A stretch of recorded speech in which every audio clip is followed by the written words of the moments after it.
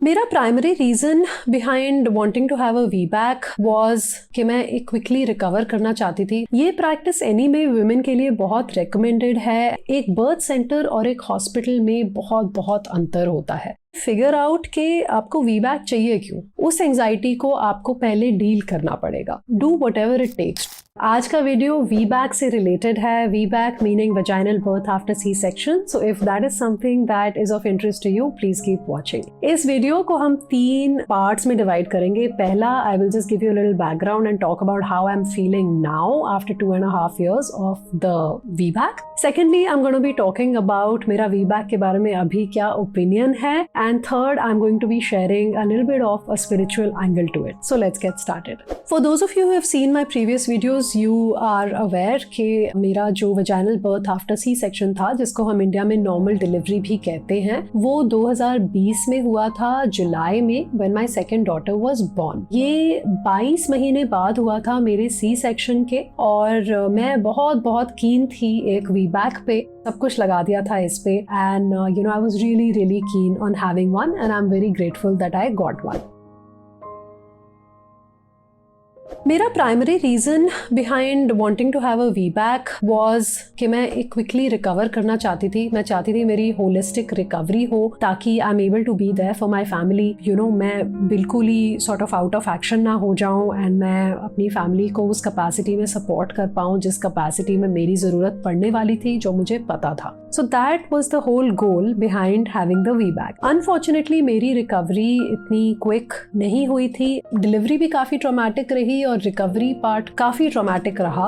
For about 8 to 10 months I was not able to do basic things. मैं नहीं कर पा रही थी अपनी डिलीवरी के बाद, because there was a lot of pain in the perineal region. Around 1 साल बाद मैंने आयुर्वेदिक एक मेथड यूज़ करना शुरू किया, जो मेरी डॉक्टर ने बताया था मुझे। उस मेथड को योनी पिच्चू बोलते हैं। उसमें एक मेडिकेटेड ऑयल आपके वेजाइना में आप इंसर्ट करके in the form of a swab, in a cotton swab आप इंसर्ट करते हो, ताकि जो भी वहां का नर्व डैमेज हुआ है वो उस मेडिकेटेड ऑयल के थ्रू हील हो जाता है। ये प्रैक्टिस एनी में वुमेन के लिए बहुत रेकमेंडेड है, and every woman is recommended to do this practice often, but specially मेरे केस में तो ये लिटरली रामबाण की तरह एक्ट किया था। मुझे इससे बहुत बहुत रिलीफ मिला था। So along with organic healing and this combined, I was finally able to recover. So I'm very happy and very grateful to be able to tell you कि मैं 1 साल से अभी normally सारा better than normally काम अपना सारा कर पा रही हूँ। I've been to exercise, run, look after my kids, look after my house. I've been able to do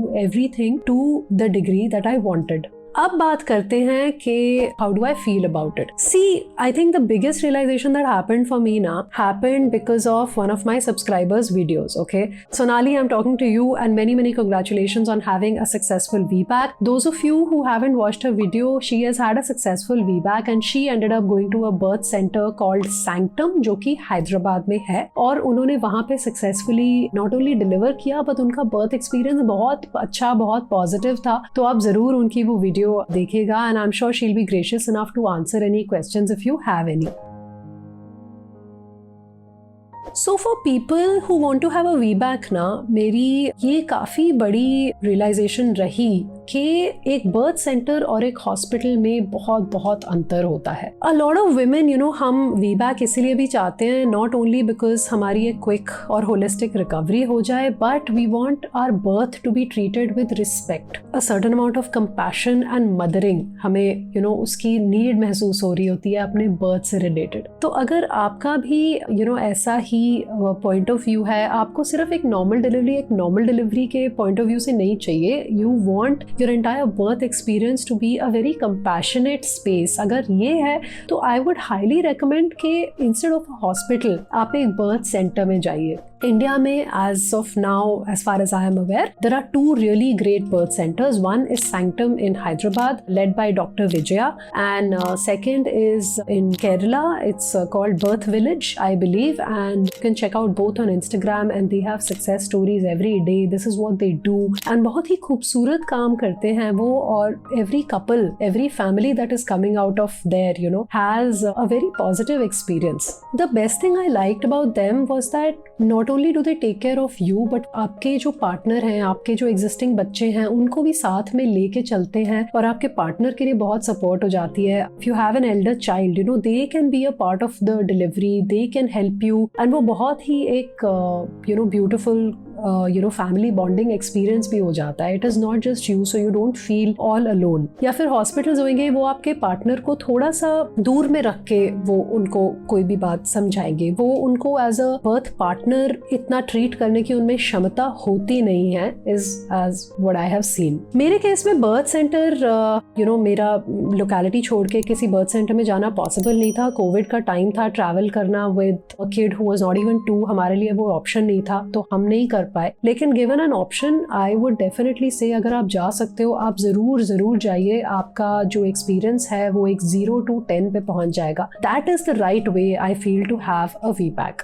hospitals जो होते हैं at the end of the day वो बहुत ट्रांजैक्शनल होते हैं. उनको काफी ना जल्दी लगी रहती है इस पूरे प्रोसेस को कंप्लीट करने की, जिस केस में काफी इंटरवेंशंस भी यूज होती हैं, बिकॉज ये एक मेडिकलाइज प्रोसेस हो जाता है. मेरे केस में also like people ask me, so are you saying VBAC is bad, is good, what are you saying? I am saying that interventions जहां तक हो सके उनको अवॉइड करना चाहिए, बिकॉज कोई भी टाइप की intervention, meaning forceps delivery, vacuum delivery, मेरे केस में एक वैक्यूम यूज हुआ था, एपिजियोटमी हो गया, कुछ भी हो गया, वो चीजें हैं जो आपकी बॉडी को डैमेज करने की क्षमता रखती हैं. एंड वही चीजें हैं जिनको मैं समझती हूँ कि एक मेरा जो डिलीवरी का एक्सपीरियंस था, जो रिकवरी का एक्सपीरियंस था, वो काफी उन चीजों ने मेरा काफी ट्रॉमेटिक कर दिया था. I am not saying VBAC is bad, good, but you should just know this. ये अवेयरनेस होना बहुत इंपॉर्टेंट है.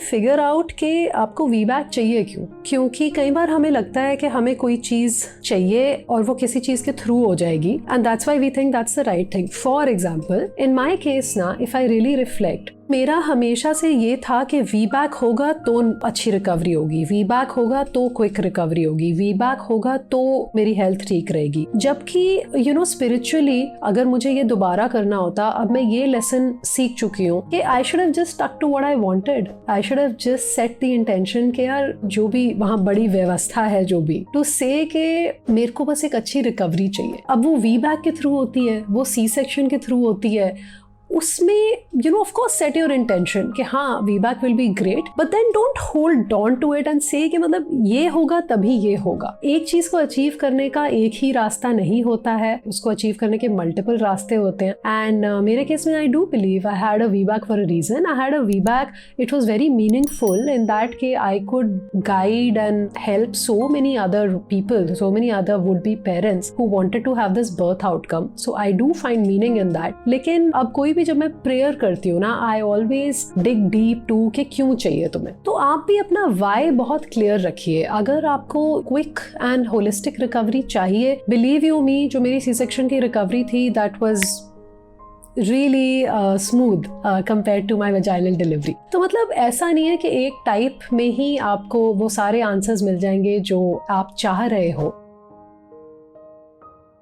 इट इज ऑल्सो पॉसिबल कि अगर आप एक सर्टन बर्थ आउटकम के साथ बहुत ज्यादा अटैच हो रहे हो ना, हो सकता है आपको बहुत एंजाइटी है अपने आफ्टर बर्थ क्या होगा उसको लेके. maybe you're not feeling confident about the support that you're going to receive, or you're not feeling confident about how things are going to be, and you want कि बस मैं ठीक हो जाऊं, और I should be able to not be a burden and take control of my house. जो भी आपके intentions हैं कि मेरी वजह से किसी को प्रॉब्लम ना हो. कई बार as women we have a lot of that, we carry a lot of that on our shoulders, and वो हम डाल के फिर चलते रहते हैं. लेकिन अगर वो एंजाइटी है तो वो एंजाइटी ना वीबैक से खत्म नहीं होने वाली. ठीक है, उस एंजाइटी को आपको पहले डील करना पड़ेगा. Do whatever it takes, talk to your partner, talk to a mental health professional, talk to a doctor, talk to a doula, but ये एंजाइटी पहले आपको कॉन्कर करके अगर आप चलोगे आगे टू योर वीबैक, देन वो it will not become larger than life. तब वो ऐसा नहीं हो जाएगा कि वो कुछ बहुत ही बड़ी घटना बन जाएगी जो सारी बाकी चीजों को ठीक कर देगी या कुछ ऐसे कर देगी.